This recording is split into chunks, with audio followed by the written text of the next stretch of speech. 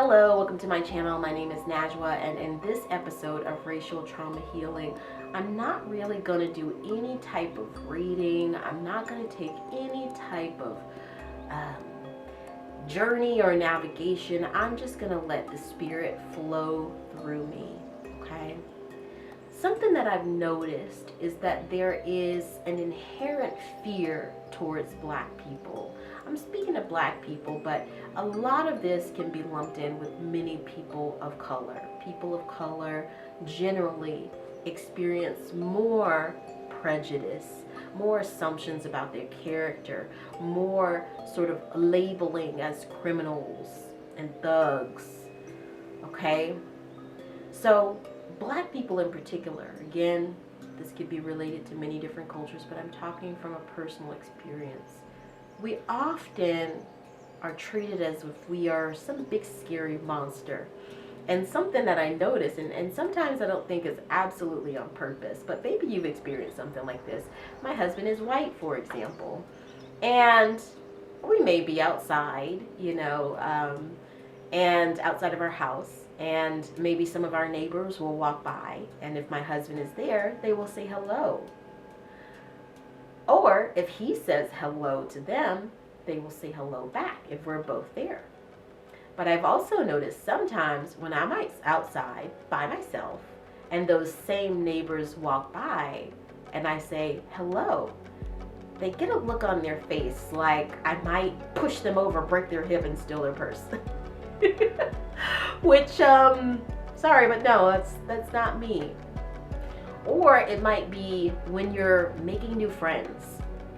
Maybe you're making new friends and these are people, less melanated people. And maybe there's some anxiety. You just sense some anxiety from them about integrating you into their life in new ways, inviting you to their home. Maybe you feel like they are hesitant or kind of scared to invite you to their home, or maybe it's the reverse. Maybe you've been to their home but they seem really scared to come to your home, or maybe it's they don't want to come to your side of the tracks. Whenever you meet to go for coffee or to the movies or to the mall, you have to go to their side of town, which might be predominantly less melanated people, but they seem less inclined to come to your side of town, even if your side of town is a perfectly affluent, Black or brown community. They still really won't make the trip to come see you on your side of town. Again, maybe it's like those people in my neighborhood, but a little bit more extreme when they just really get out of Dodge when they see you. I'll never forget one time I was walking on the street and I was walking towards these people. There were two people, an older couple, an older, less melanated couple, and I was almost at my house and I was turning to go into my house and they were actually walking right inside of my house. And the sidewalk near my house is actually quite slim. And in France, that's the thing. A lot of the streets have kind of wonky streets and the sidewalks are not even and stuff, whatever. But I'm taking my keys out. I feel like these people can probably see I'm about to go into my house. It's a small neighborhood. I'm pretty sure they've probably seen me go in and out of my house before. And I thought that they would maybe shift over to let me get into my house, but they actually ended up just elbowing me, That's not necessarily this fear, but it's almost like there was a fear of letting that power go, a fear of letting me win by shifting over to let me walk by, when really that's just a common courtesy. Fear can also become, how do I want to say this? Fear can manifest itself as someone doing something against you. Someone can be fearful of Black and brown people just because that's what white supremacy, white supremacist societies have taught for so long, that we are the enemy, that we're the beasts, that we're scary, that we're these animals. When the statistics that show who are the serial killers who are shooting up babies in schools, it says something rather different. When we look at who are the psychopaths doing heinous crimes, it says something quite different. But oftentimes Black and brown people, we are painted as this beast, when that's really, it's not the case. And of course, I'm not talking about individuals. I'm talking about, systems. But there is that moment where the person who is afraid can become the aggressor. And there is this thing that I've adopted. I've said I can now sense Karen and Ken energy, deep within me. And so I'm no longer engaging with them. And that means if I just, sometimes you're in a restaurant, you're in a public place, wherever it might be, and you just sense a Ken and Karen staring down your face. Maybe you're having an intelligent conversation with the person next to you, and maybe they feel threatened by that, threatened by an intelligent person of color, and so they just will stare at you. I absolutely refuse to stare back. I refuse to give them that fuel, because that's kind of what they want. If I'm walking down the street and someone is mean mugging me, and we try to deny that there is a human spirit, that there is this third eye that we have, this intuition, but you can walk down the street and kind of just feel the energy of hate coming on you off of someone else. And I've had that many times, usually from older white people, and I absolutely refuse to look at them. It seems like when I walk past them as well, seems like they are very disappointed that they couldn't give me their glare of hate. Again, I think that's where fear becomes the aggressor. It's not fair. It's not fair. So I just want to meditate on that for a moment. You're not scary. That's coming to my head for some reason. You're not scary, and there's no reason to fear me. There's no reason to fear me.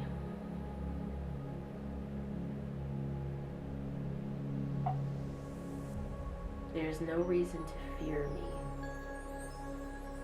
Oftentimes on my channel we talk a lot about the narcissist, and I saw a video from a great resource that I love about narcissism recently called Surviving Narcissism.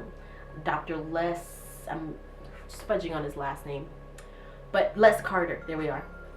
He's really awesome, and he talks about basically how, he talks about these techniques about what you can do to sort of maintain your boundaries in the face of narcissists. And he has many videos about this, and many videos about all different types of topics surrounding narcissism. And what is as close to narcissism as racism? They have so many different similarities. You can't step outside of your worldview to have empathy and see how other people live. You can't make room for how other people might feel, or what other people might think, or what their opinions might be, what their interests might be. There is this constant feeling of superiority. You want to have authority and control and power over people. You want to control people. There's so many similarities between racism and narcissism. And Dr. Les Carter spoke on one of his videos about maintaining your dignity and basically remembering, basically whenever you maintain your dignity and you maintain your confidence, and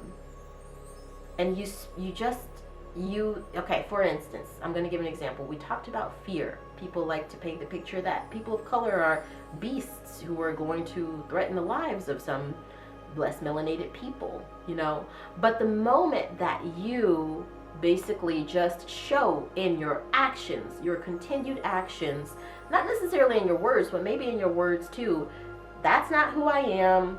This is a delusion of your own making.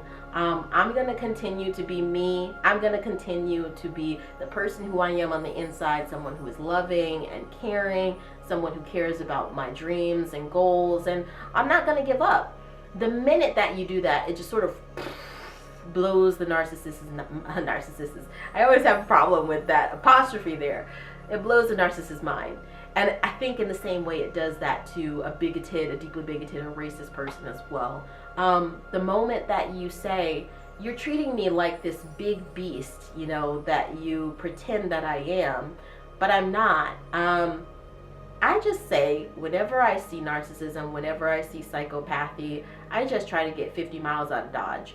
And if, unfortunately, a covert narcissist or a covert racist, however you want to call it, is in your life for temporary good, say that it's someone who you absolutely actually have to have in your life, say for reasons that they're at your job or they're in your family or some other tie that you can't simply snip as easily, I like to set the boundary that I'm not going to share too much with this person. Even though I can't get 50 miles out of Dodge, I'm not going to share too much with this person, but at the same time, I'm going to hold on to who I am.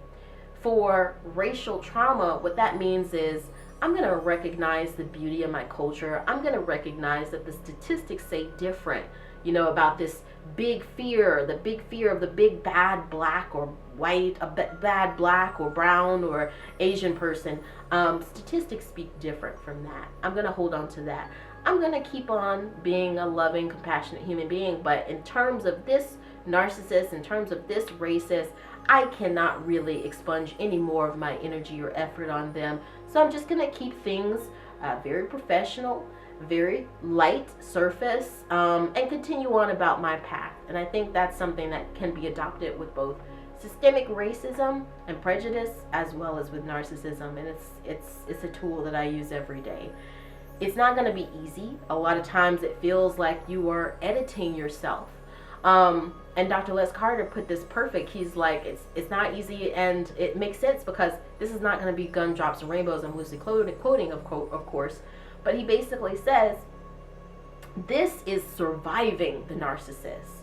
Our goal right now in rebuking that fake fear that people have of people of color and black people, of course there can be instances with individuals again, but we're talking about systemic here.